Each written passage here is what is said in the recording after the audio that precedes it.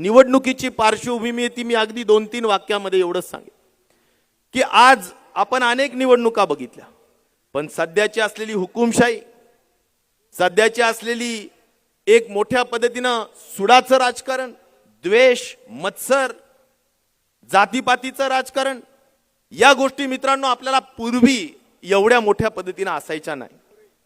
आणि त्यामुळे आपल्याला अनेक पद्धतीने या सगळ्या गोष्टी आपल्याला दिसतात.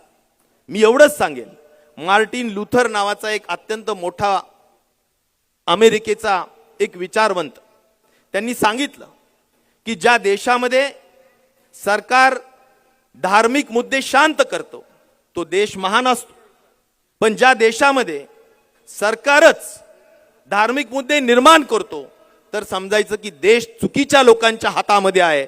आज आपली परिस्थिती मित्रांनो तशीच आहे की धार्मिक मुद्दे तयार करून जातीपातीचं राजकारण केलं जातं. आणि म्हणून ज्या विचारवंतांनी सांगितलेली गोष्ट आज आपल्याला या ठिकाणी पाहायला मिळते. आपला देश हा साधू संतांचा आणि खऱ्या अर्थाने वारकरी संप्रदायाचा आहे आणि त्यामुळे आपल्याला धर्मनिरपेक्षता, शाहू फुले आंबेडकरांचा विचार जो आदरणीय पवार साहेबांनी आयुष्यामध्ये जपला, आयुष्यामध्ये या विचाराला कधी तडजोड केली नाही, अनेकांना संधी दिली, संधी साधू नाही तर संधी देणाऱ्यापैकी आदरणीय पवार साहेब आहेत.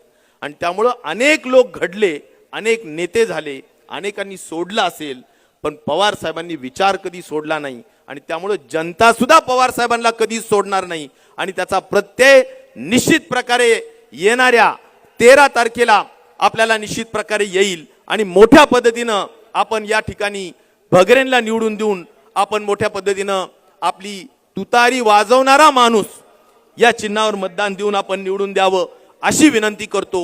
वेळेअभावी अधिक जास्त बोलत नाही, फक्त एवढंच सांगेल की मोदी गॅरंटीवर आता विश्वास ठेवू नका.